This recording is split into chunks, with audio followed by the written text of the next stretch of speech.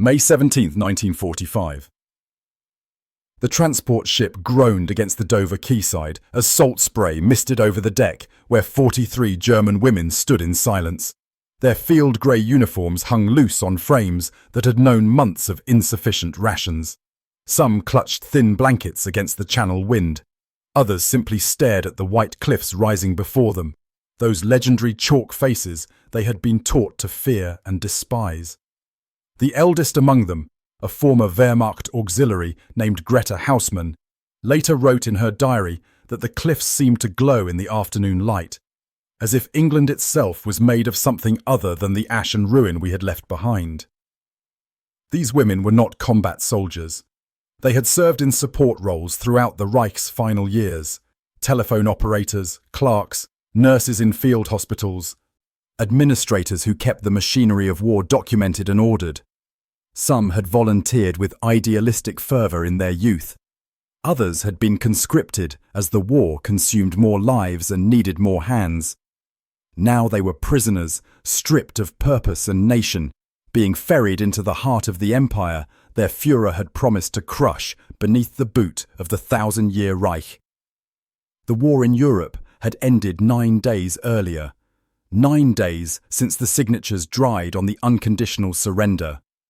9 days since the Reich, that was supposed to last a millennium, collapsed into rubble and revelations. The women on that transport ship existed in a strange, suspended state between the world they had known and whatever would come next.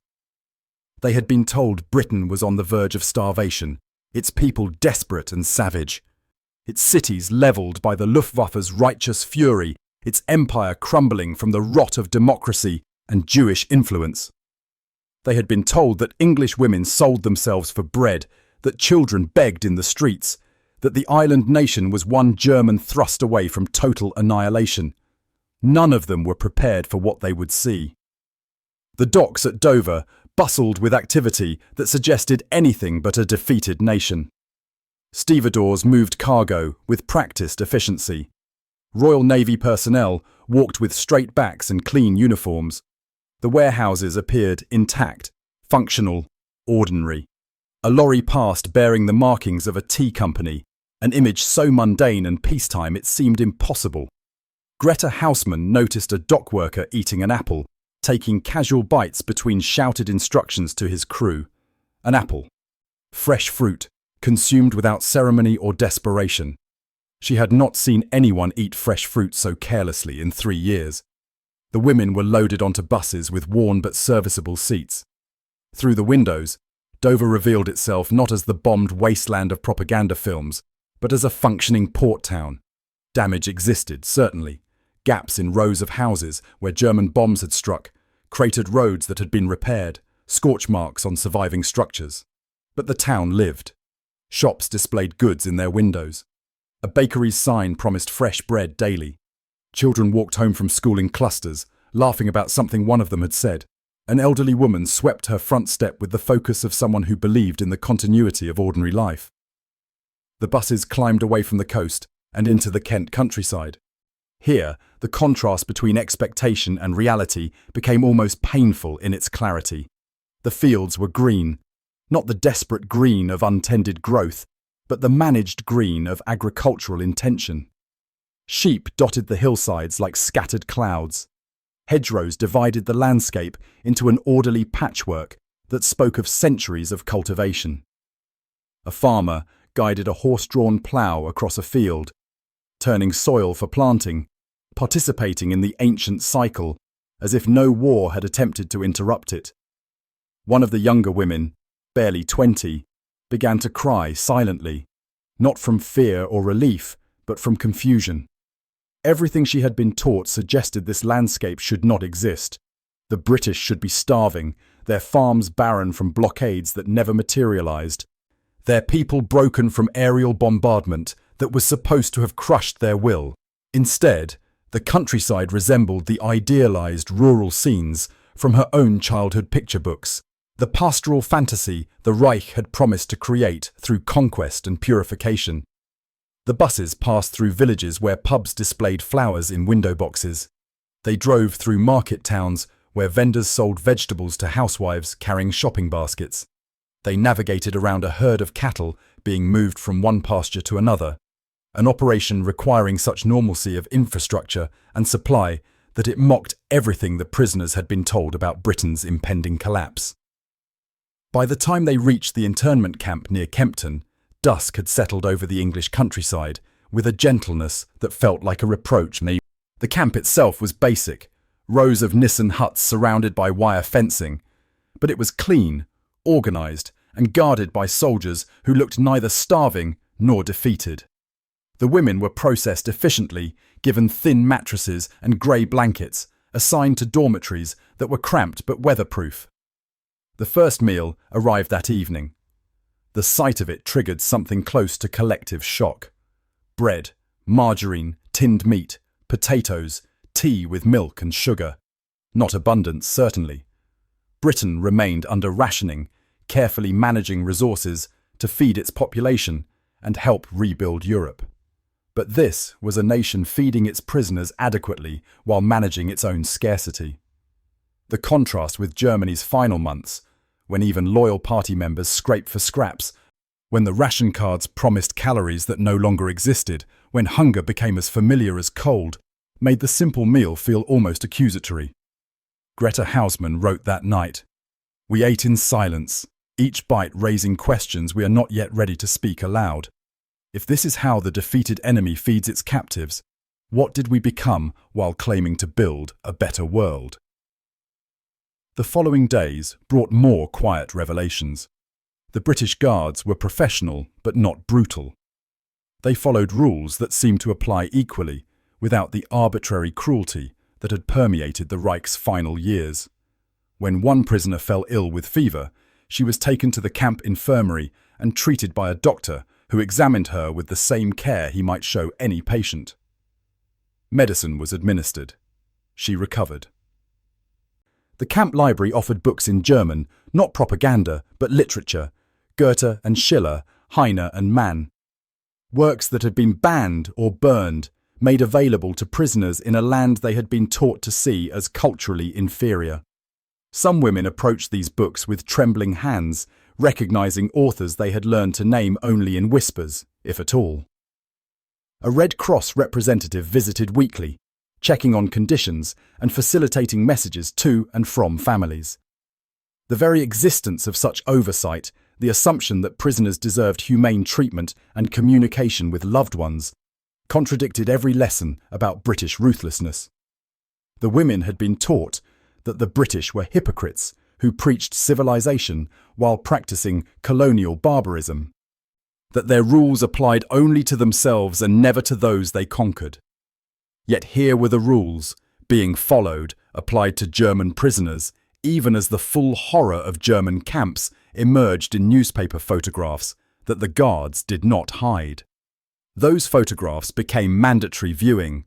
The British command believed the German people needed to confront what had been done in their name. Projectors showed images of Bergen-Belsen, Dachau, Auschwitz.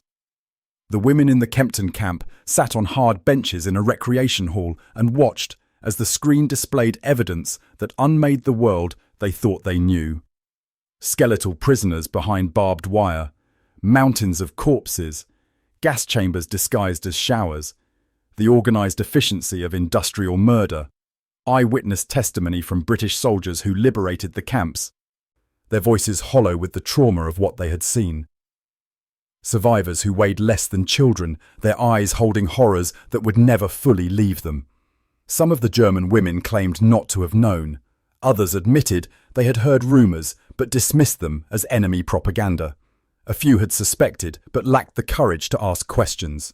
Several had lost family members to the regime's internal purges and had learned to keep silent about everything. All of them now faced the photographs that proved knowledge and ignorance were choices they had made. Actively or passively, every day they participated in a system designed to exterminate human beings on an unprecedented scale. The cognitive dissonance became almost unbearable. They were being held in decent conditions, fed adequately, treated according to rules, by the same nation whose civilians their country had attempted to bomb into submission, whose soldiers their armies had killed by the thousands, whose empire their Führer had vowed to destroy. Meanwhile, their own nation, the one that promised civilization, order, racial purity, and a glorious future, had built factories of death and called it policy. Working parties took some prisoners outside the camp for agricultural labour, helping with the harvest that Britain desperately needed. They worked alongside British farmhands and Italian POWs who had been captured years earlier and now seemed almost integrated into the rural workforce. At midday, they all stopped for tea and sandwiches. The British farmer who owned the land distributed the modest meal without distinction. An elderly farmwife offered a German prisoner a second cup of tea, making conversation in broken German about the weather and the crop yield, treating her as simply another worker rather than an ideological enemy. These small interactions accumulated into a weight that pressed against everything the prisoners had been taught to believe. They had been told they were the master race, destined to rule over inferior peoples through natural superiority. Yet here they were, defeated and captive, being treated with basic human decency by people who had every reason to hate them, who were rebuilding their country while simultaneously helping to feed Europe, including Germany. Letters began arriving from home as postal services slowly resumed across shattered Europe. The messages told of conditions far worse than anything the prisoners experienced in the camp. Cities reduced to rubble, starvation widespread, families torn apart by death and displacement, the occupation zones administering rough justice to those who had flourished under the Reich, the complete absence of the prosperity and pride that had been promised as the inevitable result of German victory. One prisoner, a former nurse named Ilse Bergmann, received word that her brother had been killed in Berlin during the final Soviet assault. Her mother's letter described waiting in bread lines for hours to receive a ration of flour mixed with sawdust. She described trading family heirlooms for potatoes. She described the silence that had fallen over their street, as if the buildings themselves were in mourning for dreams that had turned to ash. Ilse Bergmann read the letter sitting on her bunk in the Nissen hut, surrounded by women who had received similar news. Then she walked to the camp's small chapel, where British and German prayers were both permitted, and sat in silence for an hour. Later, she told another prisoner, "We thought we were building something glorious. We traded our humanity for a lie, and now we have nothing but the truth of what we became." The seasons changed. Summer arrived with its long English twilight, the sun lingering on the horizon as if reluctant to leave. The camp's wire fences became less a barrier and more a boundary, separating not enemies but simply different groups of people caught in history's machinery. Some prisoners began to learn English from guards willing to teach. Others tended small gardens near the huts, growing flowers because beauty still mattered, even in captivity. In late July, a group of prisoners were taken to London under escort to help with reconstruction work. They expected ruins. They found resilience. Entire neighbourhoods had been flattened by the Blitz, leaving gaps in the city's fabric like missing teeth in a battered smile. But Londoners navigated these gaps with determined normalcy. Double-decker buses ran their routes. The underground functioned. Street vendors sold newspapers. Children played in parks where bomb craters had been filled and converted to victory gardens. Greta Hausmann stood in front of St. Paul's Cathedral, which had survived the bombing through luck and the desperate efforts of fire watchers. The dome rose above the surrounding destruction, a statement of continuity amid catastrophe. A British woman noticed her staring and paused, perhaps recognizing the German uniform. For a moment, tension hung between them, this German prisoner and this British civilian who had endured the bombs. Germany dropped. Then the British woman spoke in German, learned from a refugee neighbour. "It is beautiful, yes? They tried to break it. They failed." Not accusatory, not triumphant, simply stating a fact about survival and the failure of destruction to achieve its aims. The prisoner could only nod, unable to find words adequate to the moment. By autumn, discussions began about repatriation. Germany existed in zones now, occupied and administered by the victorious powers, beginning the long process of reconstruction and reckoning. The prisoners would return to a homeland transformed beyond recognition, carrying with them the strange education of their captivity. Some of the women would spend years trying to reconcile what they had seen in Britain with what they had been taught about the British. The propaganda had been so comprehensive, so confident, so wrapped in pseudo-scientific certainty and nationalist fervour. Yet reality had proven different in fundamental ways that could not be explained away as exceptions or coincidences.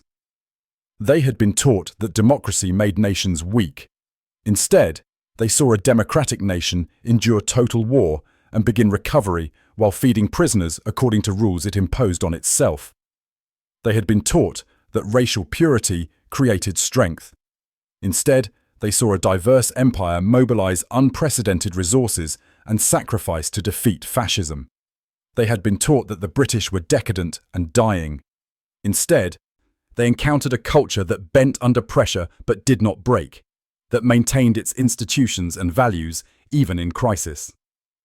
The most profound realization came not from grand gestures, but from accumulated small observations. The British Guards, who followed orders but questioned unjust ones. The civilians who had lost family members to German bombs but still distinguished between the Nazi regime and individual Germans. The systematic application of rules even when vengeance would have been easier.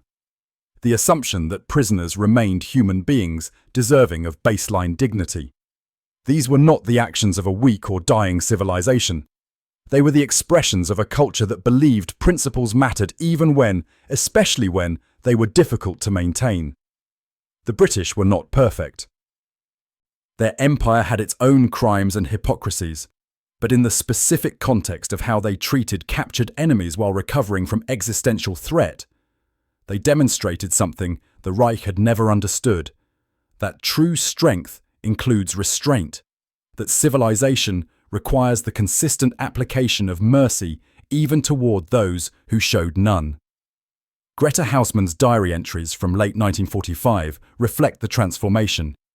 Early entries describe Britain with suspicion and confusion, trying to map the propaganda onto reality and finding no fit. Middle entries show the slow erosion of certainty, the questions that accumulated with each contradiction between belief and observation.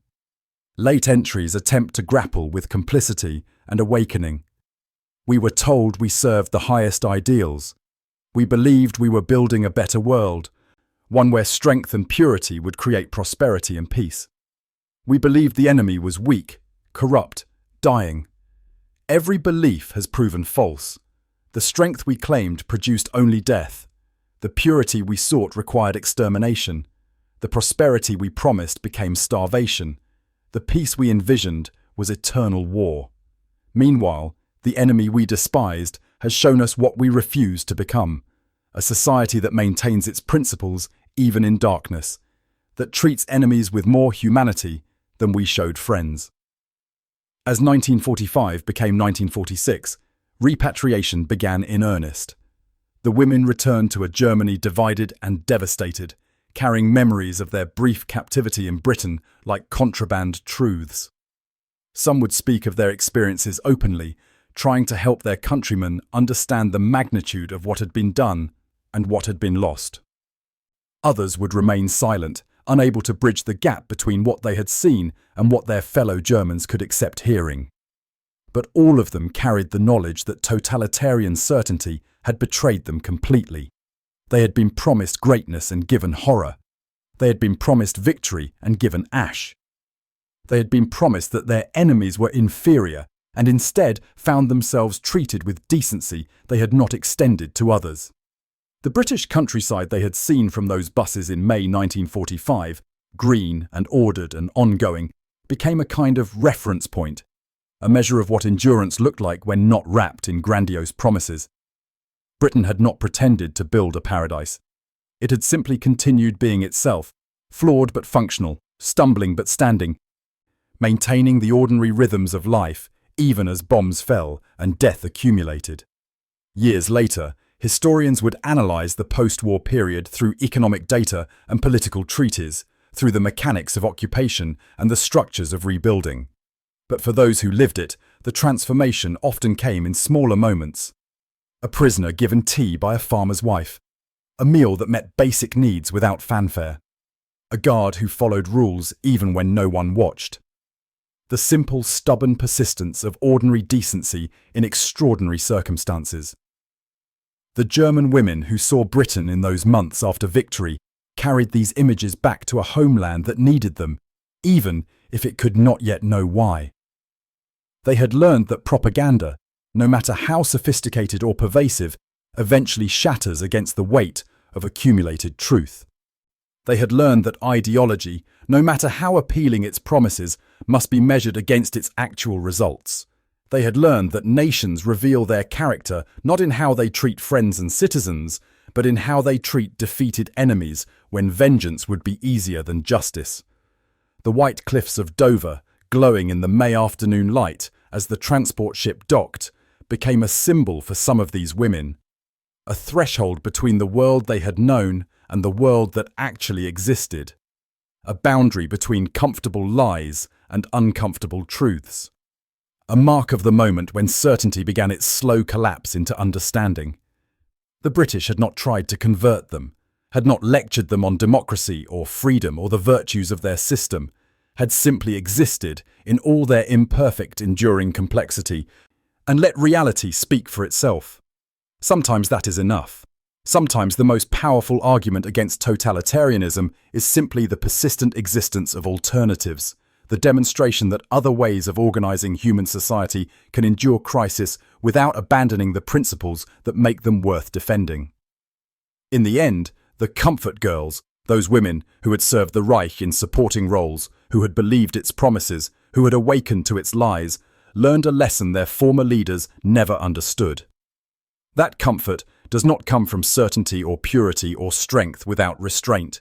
It comes from the modest truth that human beings deserve dignity even when, especially when, they have not earned it, that rules matter most when they protect the powerless, that civilization is measured not by its monuments but by its mercy. The fields of Kent, green and managed and ongoing, stood as testimony to a simple truth, that the ordinary persistence of decent society, imperfect but principled, outlasts every grandiose promise of paradise built on human ash. The British did not conquer through superior virtue or inherent righteousness. They endured through the stubborn maintenance of imperfect ideals, the refusal to abandon principles even when abandonment would have been easier, the recognition that how a nation treats its enemies ultimately defines what that nation becomes. And so those 43 women who stepped off a transport ship into Dover on a May afternoon in 1945 carried back to Germany not just the memory of their captivity, but the dangerous knowledge that another world was possible, had always been possible, and that the choice between them had never been as inevitable as they had been taught to believe.